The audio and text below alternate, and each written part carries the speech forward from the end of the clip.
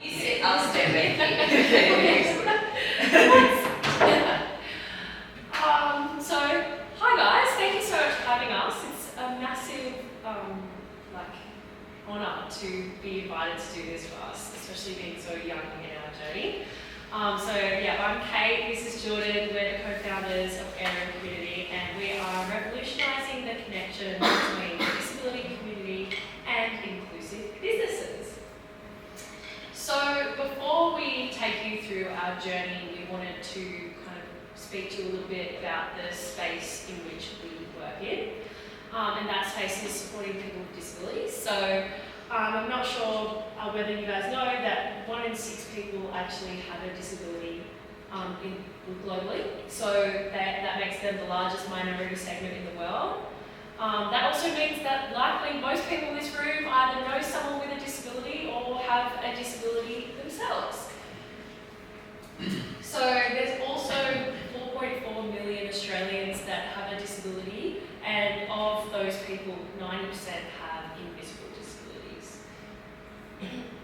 So, and despite being the largest minority segment in the world, they are still such a neglected demographic and still viewed as a niche marketing demographic. So the reason for that is, number one, there's a very limited number of businesses that are actively servicing them. And so when we've gone around, when we're speaking to businesses, when we're doing validation, the amount of businesses that will have said to us, oh, sorry, we can't service people with disabilities because we've got steps out the front, which, knowing that 90% have invisible disabilities, it just doesn't really tolerate, but obviously that's, the education that needs to come around there. And then there's the other side of things where the businesses that are wanting to service and support people with disabilities that are inclusive, they're incredibly hard to find. So the NDIS services, the cafes with wheelchair access, the gyms that have disability trained PTs, it's just too hard to find them.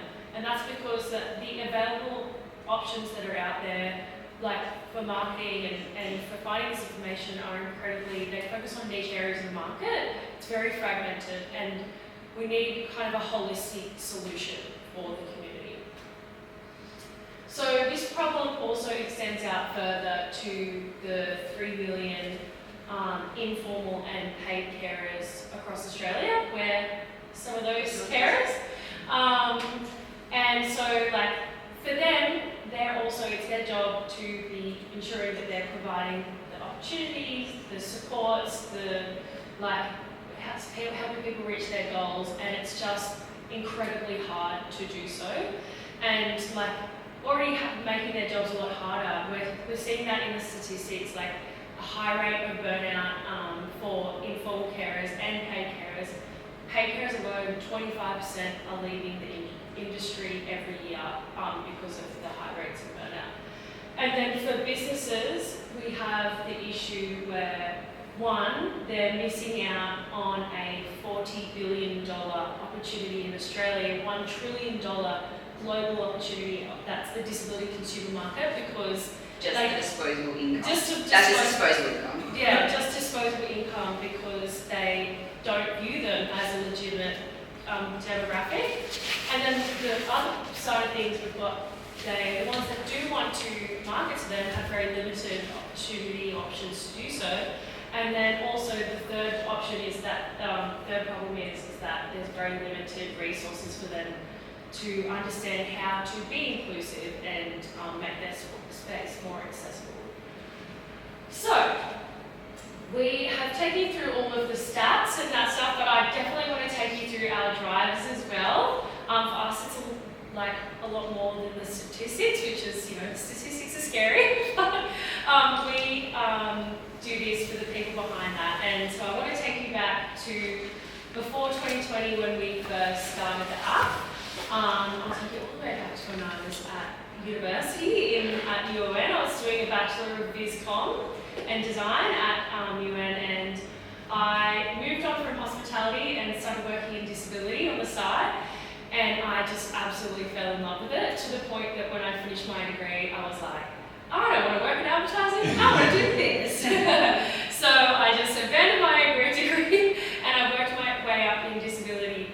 But it was kind of through this that I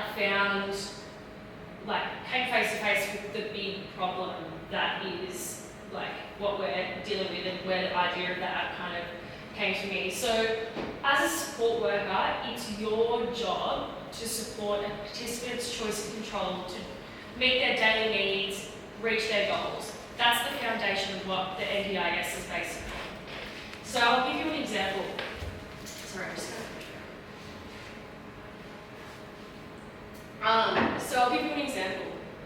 I used to support a man called Greg, and he had very limited community access time. So every week I tried to make sure that wherever I took him, it was different, it was engaging, it was capacity building. But Greg's accessibility needs were he was blind, he had dysphagia, and he was a wheelchair user. So every week I was spending 40 minutes before my shift plus calling around to find activities, cafes where he could enter the building, where they were puree food because dysphagia means you can't eat solids, and then somewhere that was also cost effective for him as well. And I was just like, this is just ridiculous. There's got to be an easy way of doing this. So I kind of spoke to a lot of my other participants and their families about this, and they were like, yeah, hell yeah, this is incredibly frustrating, and it's not just for the day-to-day stuff, it's also for NDIS services as well. So that's when I went to my friend Jordan here, and Jordan will give you a bit of her background in a sec, but I kind of went to Jordan and I was like, oh Jordan, I was like, I've got an idea for an app. I was like, how much could an app possibly cost? 10, 15 grand? And she was like, oh my sweet yeah, so I'll just let Jordan tell her stuff about it. So I have worked in disability support. I continue to work in disability support at the moment, but I've also spent 10 years being a senior delivery lead in the technology space. So I've delivered multi-million-dollar projects, and I had taken a year leave to go back and do my Juris Doctor because I wanted to work in human rights law. And while I did that, I started working doing disability support. And when Kate came to me with the app idea, I was like, this is kind of combining two of my greatest loves, social inclusion and human rights, and technology, great. So I was pretty quickly jumped onto the bandwagon. I was like, love this idea, let's go with for it. So then kind of from there, we just did lots and lots of validation. So we did user testing, workshops, information sessions, open days, and just lots of testing. We would have spoken to about 200 people with disabilities, about 50 carers, and about 40 businesses before we even did anything at all, which was just so important. You can also see some of our OG brand. OG brand. Change a little bit. Get yourself a good design. And all that took us probably 9 months before we even went and started any of our delivery. And it really came down to the fact that obviously we had a lived experience, but we didn't want to speak on behalf of everyone in the community. So we wanted to make sure that any solution we came up with was in collaboration and co-design with the community itself. And not only had to be from our community users, so we classify that as people with disabilities and their extended support network, so carers as well, but also businesses. So whether that's an NDIS service provider or a disability specific business, or whether that is a mainstream, what we classify as a mainstream business, so things like banks, restaurants, cafes, gyms. And there was a couple of key things that we knew we had to solve to help improve the lives of people with disabilities. And it was around finding a simple and efficient way to find information on the go. I don't know how many times I have been out with someone who has an electric wheelchair and you don't realise that the battery, something's wrong and you have to find a charging station. So things like finding a cafe that allow you to charge it, or a toilet, or randomly you'll be out doing a day activity and it starts raining. Where is someone where they easily take somewhere inside to get out of the weather? So it had to be easy and efficient, and it had to be on the go. We had to have make sure it was inclusive and businesses were inclusive for the individual's needs. So it needed to be person-centric, so the individual first, the accessibility needs first. And we wanted to create something that would allow more autonomy and more autonomy over the lives of people with disabilities in their community participation. Because although as carers, our job is to help make sure that people are achieving their goals and providing opportunities for them to go out as a community. I would love to rock up to the door of someone I'm caring for and they're like, these are the 10 things that I want to do this week. And they have the choice and they've found the activities they want to do. And then when it came to businesses, it was around improving awareness on inclusion. So a lot of businesses were actually really accessible. They just know or had ways to be accessible inclusive. They just didn't know it. And it could be something like you are fully wheelchair accessible. You have accessible toilets, you have accessible parking. Or it could be something as simple as I have a blender on site to puree food off the menu for people with dysphagia. There's a whole range of things. It's not about getting it 100% right, it's about getting started on that journey. And then it was making sure that the businesses that wanted to get started on that journey, who are already on that journey, could also easily market directly to the disability community. Because there's no easy channels to do that right now. And then it was also making sure that we could start to prove and showcase that people with disabilities are a viable and an important consumer demographic. We talked about $40 billion of just disposable income in Australia alone. So we knew also there was going to be a technological solution based on not only what we saw, but also feedback from the community as well. But we were entering an ecosystem that already had some players in the game. Some of them are pretty big hitters. You can see NDIS at the top there. But the issue with this is some of the tools which we're finding NDIS specific services. When you're on NDIS, and a lot of people with disabilities aren't on NDIS, there's a lot of businesses that aren't captured in that as well. So it's the gyms, it's the cafes, it's the banks, it's the supermarkets. They're not part of the NDIS. And there's still businesses that people with disabilities have to engage with on a daily basis. There was also some other opportunities that were kind of playing in a similar space to us. So it was around making sure that people with disabilities could access mainstream businesses, everyday businesses. But there were three key issues that we saw when we were doing our market validation. One was that they were taking on niche areas of the market, so whether there was just wheelchair accessibility. The second was that they had, a lot of it was community-led content or community-driven content. So it was up to the community to go and say how a business was accessible and inclusive and rating and reviewing it, rather than it being driven from the businesses. Now, our belief is that if you're an excluded demographic in the community, you really shouldn't have to be forcing your own inclusion. It should be driven from the community.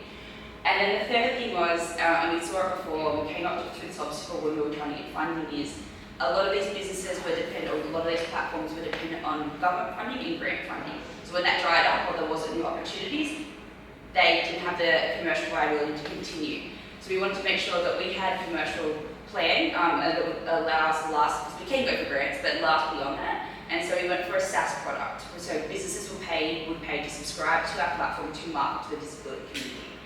And it should also include that Google is not on here, because a lot of people are like, what about Google?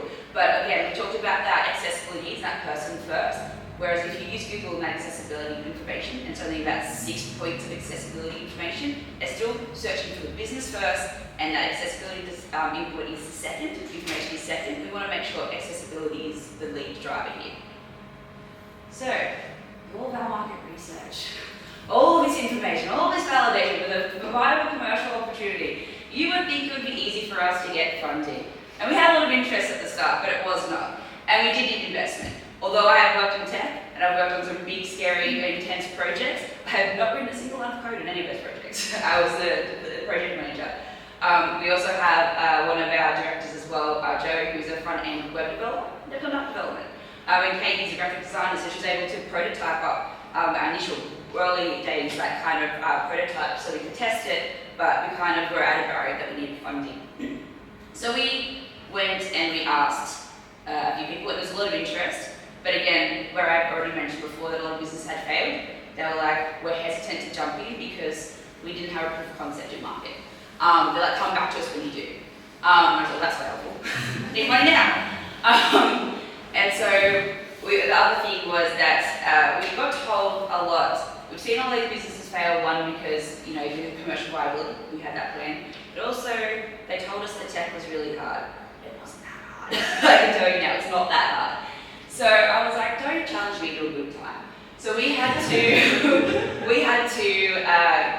Kate and I had to have a conversation. It was like, do we back ourselves? Do we believe in this enough to go and get a business loan?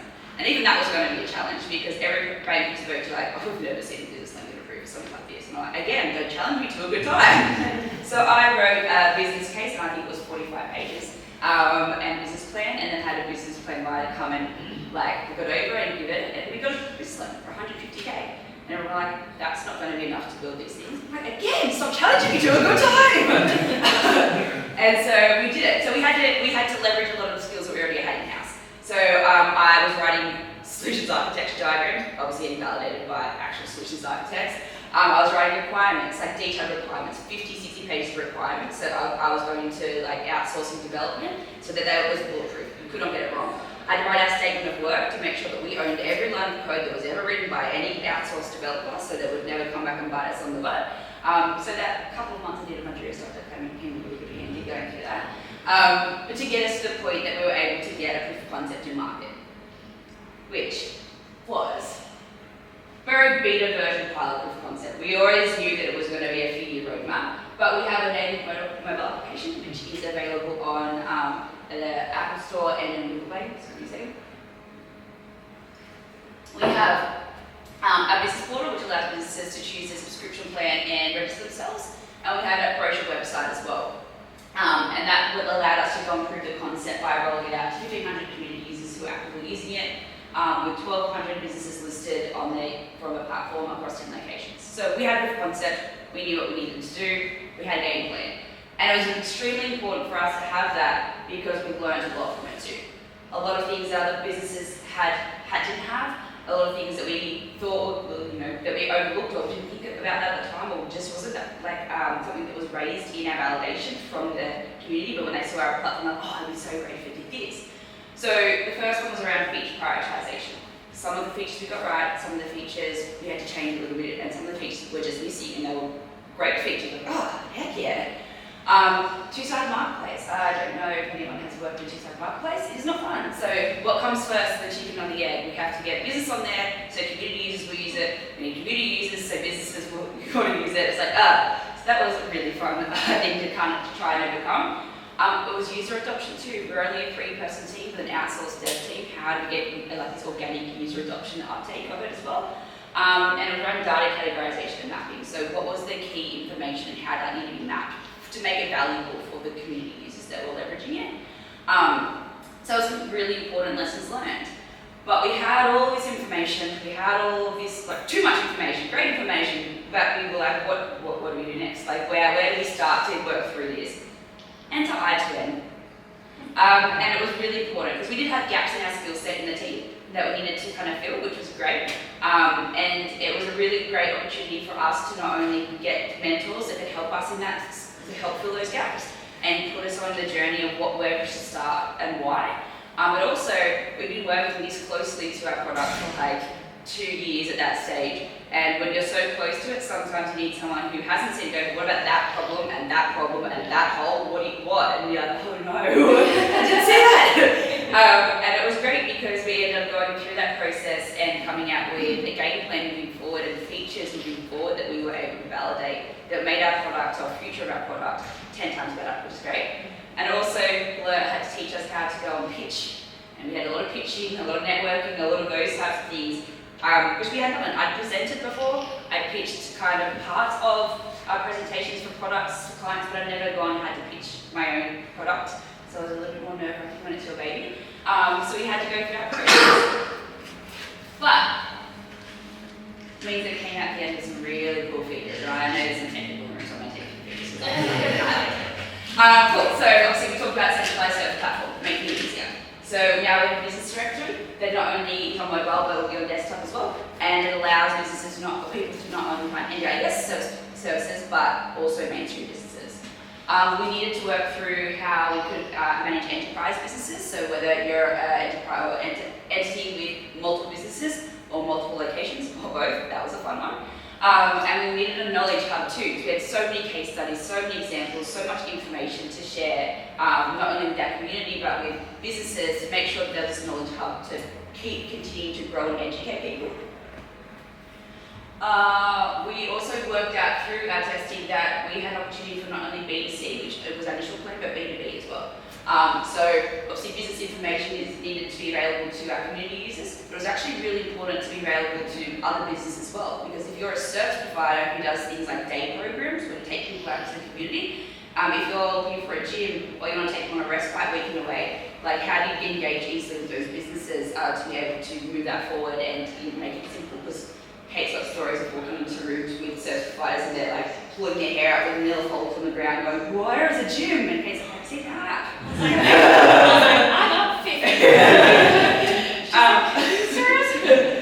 And there was a fire department provider. Now this is above and beyond just finding a partner and going, cool, I want this, as being able to contact multiple businesses at once through our platform to drive businesses back through that if they haven't claimed their listing. And then also advanced insights as well. So if you are working and you wanting to market directly to the disability community, where should you invest your money? So businesses can list things like the links to their social media, to their website, but also to their, what else we got, their phone number, their address, a couple other points of information. What are people engaging with so you can invest money back into those areas when marketing to the disability community? And our biggest one is improved service delivery. So we wanted to make sure the customer experience, so our community can rate, review and audit businesses as well to see if they're right or like they are agreeing with what they're saying. Again, at person-centric, so whether accessibility needs first, but also we need to incorporate things like pricing, sharing with friends and family, saving to favourites, and whether it's in person, online as well for people in remote areas. And again, it's that training resources specifically for businesses so they can understand how to be more inclusive and accessible moving forward. And last but not least, this is my favourite one. It was how to grow our two-sided marketplace. Coming up with this, and there was a moment where James, who was one of my mentors, was like, can't you just like tap into the NDI certificate? So I was like, actually. And back, I have ADHD. So sometimes I go on a hyperfixation, and sometimes those hyperfixations pay off. Because I think it was like in 2021, I was like, you know what, I'm just going to spend 3 days mapping out what professions would map to what categories and then subcategories within it, and then what accessibility needs would map to what disability types. Came in handy. So we worked out that we could take multiple data sources, including Google Places API, including NDI Service Provider Tool, and also with about 6 other platforms or sources of information. We've been able to take that. We've been able to manipulate that data to make sense for our platform, and we worked out ways to push that or to distribute that to our applications, or to our applications. Easy way around.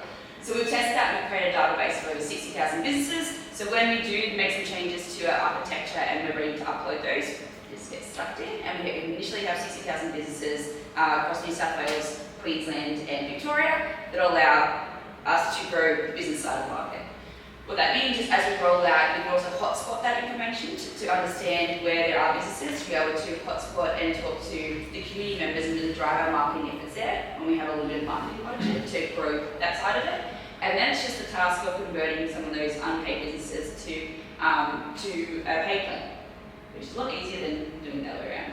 Now I have, just to show you the breadth of where the opportunity is, because that allows us to not only roll out in Australia, and this is some of the stats in terms of what we're looking at in Australia, so 4.4 million with disabilities, 2.65 million informal carers, and over 270,000 formal carers, and we're talking about over 2.5 million businesses in Australia that we could be leveraging this tool because every business has the capability to be inclusive and accessible in some way, shape, or form. And then just because I'm throwing this one up, because I spent weeks putting this together and figuring all this out, so I'm going to show it off. Let's look at how we can roll that out globally as well, because using that tool and understanding how we can take those data sources, we can roll out globally as well. With our first 4 countries we've kind of already mapped out, which will be New Zealand, UK, Ireland, and Canada. And some of the stats just in that area is like there's 25 million people with disability, with over $570 billion worth of disposable income. And there's over almost 8 million businesses that are operating with a marketing spend of $85 billion. So we're just taking a portion of that marketing spend for businesses to market to the disability community. And I use the slide. I'm actually going to do it. So, next steps. That's another 3. is that we've got all this information and we're actually about to push the button to send out our investor deck to get investment for our next build, because we've fully mapped out the timeline for it, what we need to do to deliver, and the dollar figure that we need to be able to get that done. So we're actively in market right now to get investment. And thank you. That is our story.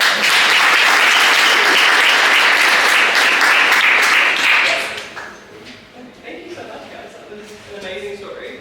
I have been really lucky for the last 12 months to be working pretty closely with Jordan and Kate, so I feel like I've heard so many parts of your story. But every time I feel like I've learned something and I'm genuinely inspired by you guys, so well done. So we do have some questions, like I mentioned, from you guys as virtual students that we will start with, and then I'm sure some of you have some questions just based on their presentation, because I know I do, but I'll ask them later. And then you can call them out as well, but we will finish at 9, just because I know some people have to go to work, and also parking starts at 9, but I do get fined. So, great. So the very first question from Tara Lewis is, what specifically from your degree has helped your career and business success? I did a comms degree, and I've done a business degree, and I did my project management, so I think all of those kind of leveraged a little bit in our success. So comms helped me be able to get a room to talk, and business obviously helped me write business plans and business cases, and project management helped me get a career in tech and do the tech thing. Well, yeah, I just went to prototype. My degree was not a waste. No, definitely, obviously having a BizCom design degree has significantly been helpful in this. So yeah, it's been great. Amazing. Rachel, who's just here, has asked, why did you choose to create a new product instead of driving change from inside the organisation? I think it was there was a gap. We could see gaps, and we had spoken to a few different organisations, and we didn't see that there was a future plan where they were going to fill those gaps.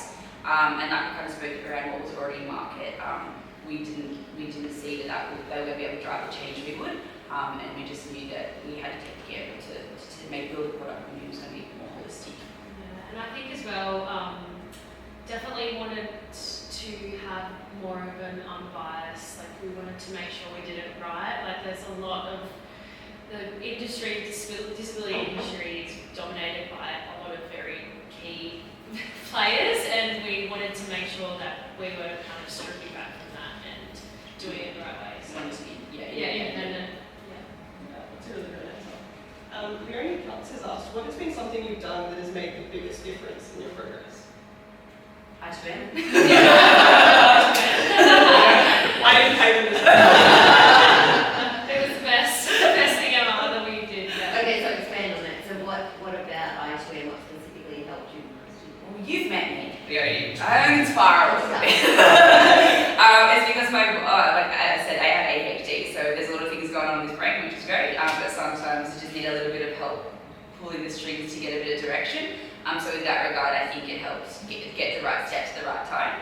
And I think it was just helping fill some of the skills gaps that we needed with the mentoring. That was huge for us. Oh, yeah. And just even the opportunities that you get, it was so hard when you're starting out. It's like, oh my god, we've got this idea, and everyone's like, who cares? You're a nobody. It's like when so it's just about getting in front of the right people as well. So I think as well as because we've been on the journey for a little while, it's nice to be around people that were going through similar journeys, like being around people in the previous accelerators to know, it's not always an overnight, it happens like that. Yes. Sometimes it does take 5, 6, 7 years, and so it's just nice to be around that.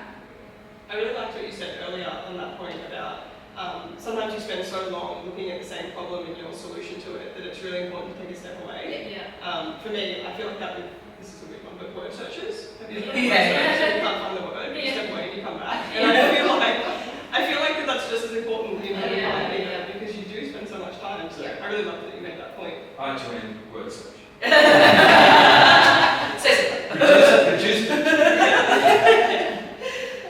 We have another question here from Yvette Elliott that says, given that roughly only 1 in 100 startups are successful, what do you think are the secrets to your success so far? I think we knew, even when we took the business loans, we didn't. Our success could have been helping one person, or success could be helping 1,000 people. And I think we knew going into it that maybe if we didn't make $1 out of this, that we would still deliver a product that would help potentially 1,000 people in our network, and that would be good enough for us. So the fact that we have this opportunity to grow something nationally and internationally is great, but it was always around if we help one person, for us, that was success. Yeah, and I think like having a tech startup is so hard, and if you don't care about what you're doing, like, don't worry about it. It's it's good to feel passionate about it, and we're lucky because we still do a bit of support work, so it's like we get to see how needed this is every day. So yeah. I know you guys have already answered this question kind of in your presentation, but I did want to give you the opportunity to just still answer it again. So Nancy Lee asked, is your business currently operating overseas? And I guess you obviously said not yet, but you did show your plan. Yeah. What's the timeline, I guess, look like for that? 2 years we want to start doing a pilot in New Zealand. So 2 years to roll out nationally, because we can probably roll out, so we're talking about geographic locations by government areas, so LGAs, so we can probably roll out to 530 government areas across Australia in 2 years, and then we'll just start doing a pilot in New Zealand and probably UK, because Joe, who's also one of our directors, will be based in the UK at that stage. Craig Brown has asked, how have you found your programmers? Yeah, well, anyone who programs have to work with me.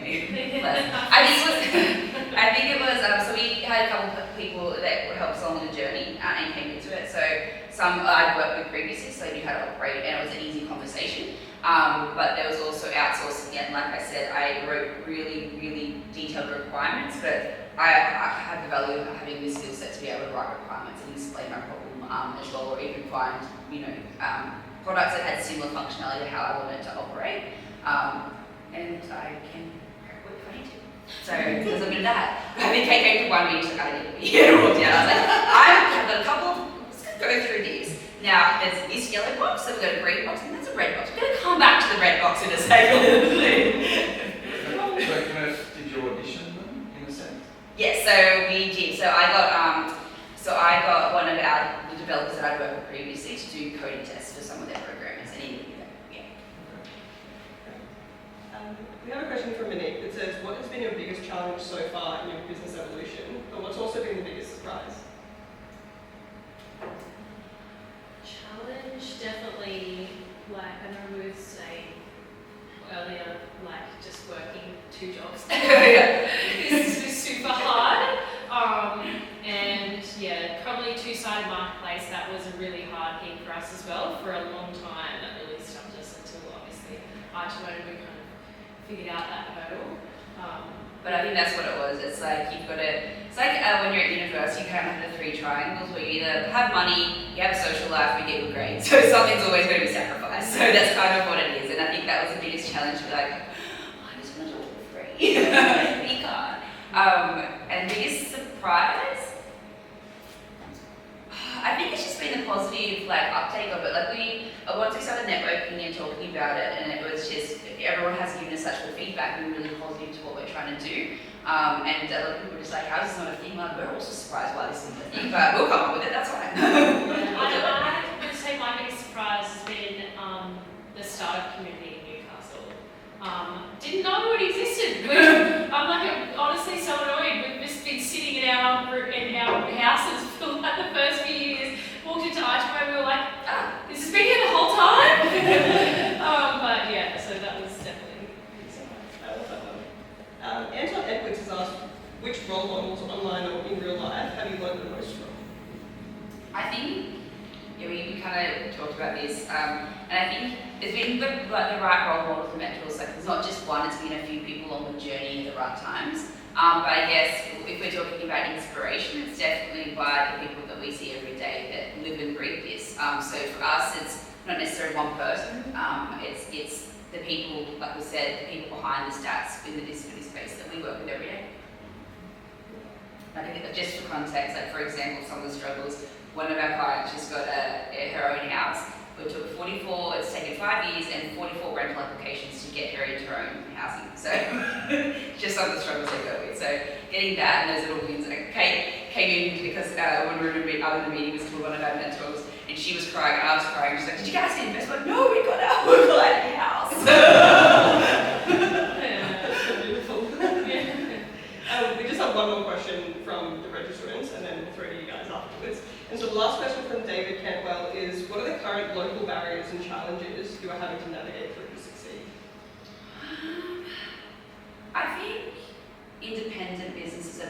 on board with getting it. I think the community itself, we've had a few struggles, I guess, with councils wanting to uptake. They're very much of like, you do your thing, and there's missing some data and accessibility in that space. But I think now, probably moving forward, where we're going to have a clear driver on that data, it will, kind of improve.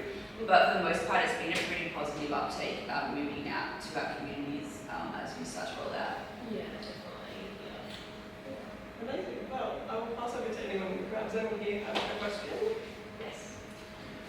So is the business model sort of a freemium listing for businesses? Is that like yellow pages or something? So there's 3 different kind of plans, well, actually 4 kind of options for the plan. So it's like subscription, so you can do free. We didn't want to limit the options to people with disabilities. So we do want to restrict anything in businesses that might not have money, because you're a charity or something like that, or even just a community group. So there is a freemium option. As we roll out, there's obviously, as we bulk upload it with freemium, but there's also a $9.99 per plan, and there's also a $39 per plan based on locations that you want to promote as well, and linking that and creating users to have that information on there. And then there's obviously enterprise plans, which start at I think it's $7 per location as well. This is per month. Per month, correct. So obviously there's a yearly, so it's either monthly or yearly. And then we also have marketing, so being able to create those offers and promotions as well to target those people within the community as well. So it is that we're kind of operating on a 2 to 3% conversion to freemium to pay based on our current existing model of freemium to pay and how we work through that. Yes, could I ask, what's your key activities at the moment? Like, what are you spending the most time doing right now? It varies from day to day. Life always that. So, biggest one at the moment is obviously investor slide deck, putting that deck together, and we also have a presentation at lunchtime today. So that's coming this week. Last week was writing our own tax incentive application so we can get more money. Another skill we had to learn how to do. And then the next one will be we've got developers ready to go, so if we can get that investment, it's just tidying up some of our requirements to be able to get money, push button, go build a thing. Yeah. Essentially, it's wearing all the hats of the Everything that push it forward, and also still like engaging with these different businesses as well. So that's kind of Yeah. So like trying, our approach has been I try and go to deck programs a lot, just so like we can pick up user adoption, also get a sense of like where they're, like what they're accessing in the community, where the participants are going, where their support workers are going, get the feedback, get them to like do some user testing and stuff like that. And then obviously engaging businesses and stuff like that. So. But we're kind of in a sweet spot with the service providers too, because they're kind of a conduit where they've got access to participants and carers to use the app and support workers, but they're also got a database of businesses they actively engage with, and then themselves service themselves on that platform. So they're a nice little sweet spot for us, and there's about 9,500 based in Australia, which is great. Yeah, so making those new connections and keeping them strong. Yeah, definitely. And like, especially for, I mentioned there's quite a few large key players, your Life Without Barriers, all those places. Like for us, it's not just for them like about listing on the app, but it's also about providing working with the support workers to help them become better at their jobs. Essentially there's a huge rate of support workers just coming in with no training, no idea, 18 years old, because the demand is so high. And what we're trying to do is make it easier for them to do their job better, and provide more quality assurance to those big companies as well. So, can you talk about what you just said 30 seconds ago about you've got agencies who have directly businesses, support workers, and participants? Yeah. What does that comp strategy look like? Is that originally planned to sort of pre-market? We always knew they were going to be step one because they already had a vested interest in it. But obviously we wanted to be above and beyond that with mainstream businesses. But that was one of the problems we found too, why we were like, we're just going to build our own thing, because all of these organisations, because it's really hard to find businesses that are have the gyms that will take group class and that kind of stuff. They don't share that information. So for us, it used to be a little word of mouth, like, oh, we go here if a participant has that need, or we had to go here or whatever. So, and they weren't willing to share that information at all. So like, here you go, we'll build it ourselves. And now we support others and use it, you didn't have to come and use our platform. So we'll have a bigger database.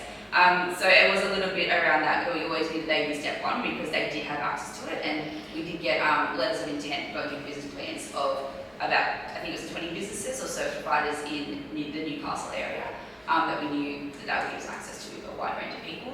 And we are lucky that the NDIS was piloted here in Newcastle, so we have access to a kind of a lot of established service providers within the area. And we kind of figured out our strategy of getting in with them. It wasn't around the route of like, hey, we're trying to sell you something. It was actually from the route of, hey, we're doing research on what where your participants are going, where your support workers are taking them, so that we can improve inclusion and access to the community. And that's when we approached. They were like, sure, come on in. They roll out the red carpet, and like they're just like, you get the tour, and then they're like, yeah, everyone downloading the app, and yeah. So that was good learning. Trojan horse. Pardon? Trojan horse. Yeah. And surprise. Now we're going to charge it. No, it's a question on a really basic level.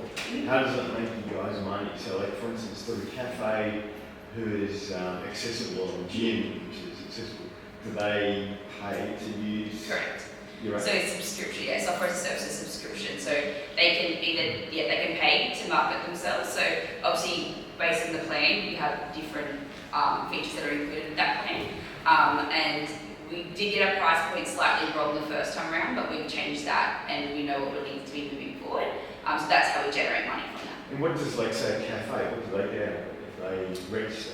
Yeah, so it's kind of, you can prove with the discount, so more people come in. Like I know as a company that I used to work for, that Happy Wombat was down the road, we used to always go to them because they employ people with disabilities. So if you know a company is doing more for the community, you're probably going to get not only people with disabilities and support workers and carers, but other businesses that are coming to support you as well. Plus with the discounts and stuff and being able to claim the discounts, you can see who's engaging with one, your listing, but two, who's claiming the discount codes and coming into your business. And also from our research that we've been gathering, we just hear time and time again that people, once people find somewhere that they know is dependable, inclusive, accessible for their needs, they will keep going back there. People with disabilities and support workers are the most loyal customers you will ever get, because you have a certain amount of time, no one wants to be messing around with getting up, you can't get in the building. So on that point, this is what I was thinking about. So you have these customers who are using your app and discovering these places. Yeah. Once they discover, I'm assuming they're always going there, so lots of people get lots of space. But then how do you still link into the business then? Because the business will go, well, I actually use your app, and now I have these customers. How do I still need your app? Yeah, so it's the marketing side of it too, but it's also, like we said, the B2B. So it is like you want the individual, but you also want the groups coming as well. So the example we like to give is, so say your Reflections Carrying Park, they've got a lot of accessible places. So you do want to market directly to that one-to-one person to have them come, because that return on investment for a couple of nights stays is $200. But you also want to be marketing to that B2B side of it, because you want that group coming out with respite. So bring 10 people to your thing. It's going to make all of your money back 10 times over in one weekend.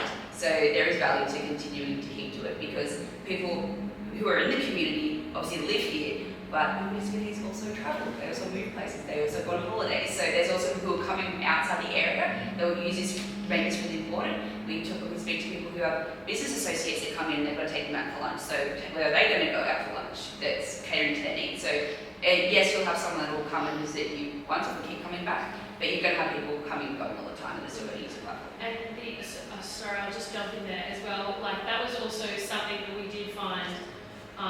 Once someone knows that somewhere is accessible, then it's like, oh yeah, I know that accessibility offerings. Like, how do we keep driving them back to that? But also, I'm just going to touch on, there's also the point of people who you obviously get funding through the NDIS and that kind of thing, you've got money to spend, but if you're trying to find a cafe, yes, you love that cafe, but if that cafe over there has a discount, I'm going to be on to that cafe this week because I've got short of cash. Yeah, so that's where we came up with our marketplace development that we're doing in our next release.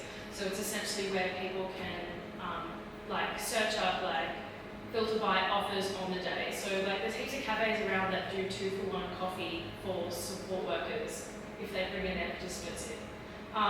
What do you think the support workers are going to take in their participants?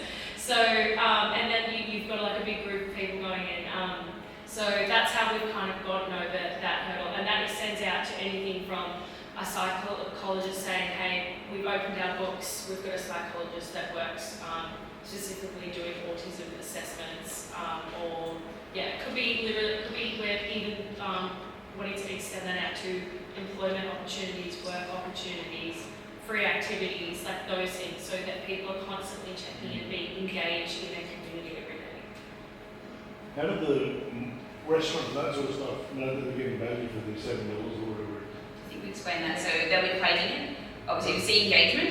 So we know people engaging with this, but also people will be claiming through either QR codes or claiming the discount code and going in there. So they'll see people coming in and actively using those codes within their business. And we also have analytics as well, so you can see how much people are engaging.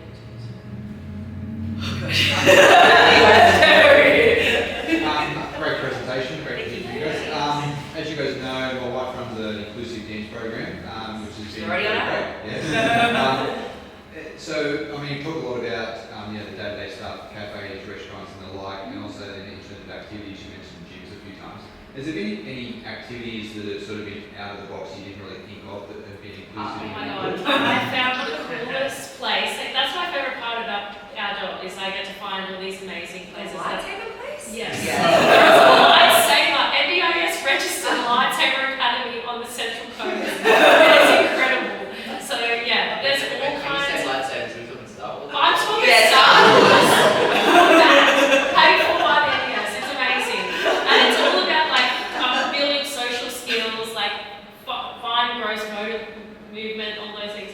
So cool. But yeah, so there's like, it's pretty amazing, and that's the whole thing. I'm like, I was a cause for so many years, which meant I was supposed to connect participants with services, and I was like, oh my god, I wish I knew about that place. Like, that would have been so amazing. I know so many participants that would have loved that, but you know, you don't know what you don't know. They don't like going to OT, but if they go on a lightsaber, they're like, hell yeah. Sorry, yeah, I know my questions already. But in terms of the percentage of freemium and paid, is it where you want it to be, or are you still trying to convert businesses, and are you profitable yet, or what's your... We're not profitable at the moment. We know, especially because we have a pretty big build that's coming, but we have forecast for by year 3 we're breaking even, and that's kind of when we're looking to go international as well. But we obviously business loan, which has gotten us through, but we also are eligible for the R&D tax incentive, which we've been able to leverage for the last 3 years. Obviously grant funding as well, so we got the MVP grant back in 2021, and there's a couple of the grants that have been, I think we're at the moment for about $700,000 worth of grants that are in the industry at the moment. And another skill, grant writing, yeah, had to learn that one. So yeah, there's some opportunities around that, and that's kind of how we've been keep doing it, but that's why we're kind of in a good spot now that we know exactly where the funding and how to deliver it, so we kind of wanted to make sure we weren't going to have our hand overly forced when we went to investment, that we're ready to go down that path. So that's where we're at now. Two things. First of all, thank you. I know when I met you, Kate, last year at like this event, I was like, I have to come to here. So thanks so much, because it really is inspiring. Like, one of the people on your slides I know personally. Oh really? Yeah, Andy. Yeah. You know, like, it is just a challenge day to day, and you know, public transport, trains always have to make sure they can get the little, I don't know what it's called, thing out so that they can be railed out if they're in a wheelchair. But next thing, I was just curious. There's like a really big deaf community in Newcastle, and I wasn't sure if one of, I guess, the services that get listed on there is if, like, workplaces are Auslan proficient and all that, because I thought that'd be really cool if so. Yeah, so we have Rachel sitting here who has a power up, she's gone. So obviously businesses like that are helping the deaf community is definitely on there. But also one of the things that we call up for businesses are your staff Auslan trained, or those types of things. So you can find that, like one of the ones we found is Cardiff RSL. They're also, their staff Auslan trained, so finding businesses like that. one. My question was around your pricing. You said initially you got it wrong. What was that journey like in terms of deciding what to charge, and then how did you adapt that? Yeah, so we did some testing. So we went to businesses, and obviously we had some friendly businesses. Initially, when we were doing it, we had some friendly businesses that had been on our journey, and they were like, yeah, we'll pay you $29 a month. I'm like, awesome. But of course they would, they like us.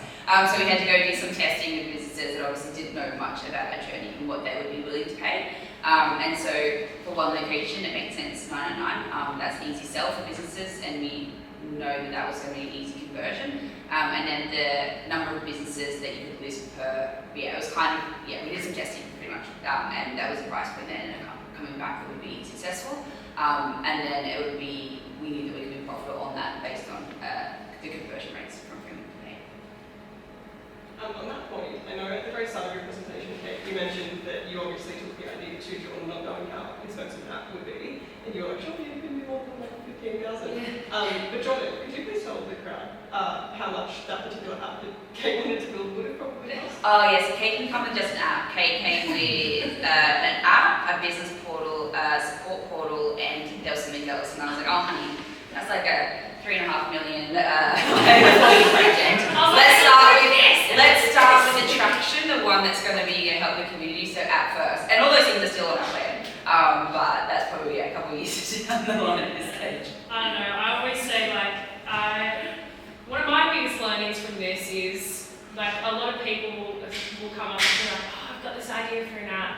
And I'm like, if you don't have someone in tech, you can't have Jordan. If you don't have someone with tech, or you don't know tech, or you're not really rich, don't worry. Like, honestly, it's so hard, especially when you don't know what you're doing, it's a whole other world, even just knowing what to specifically ask for, when Johnny was doing those app requirements, it meant that there was no mistakes being made because she knew how to communicate properly with our developers.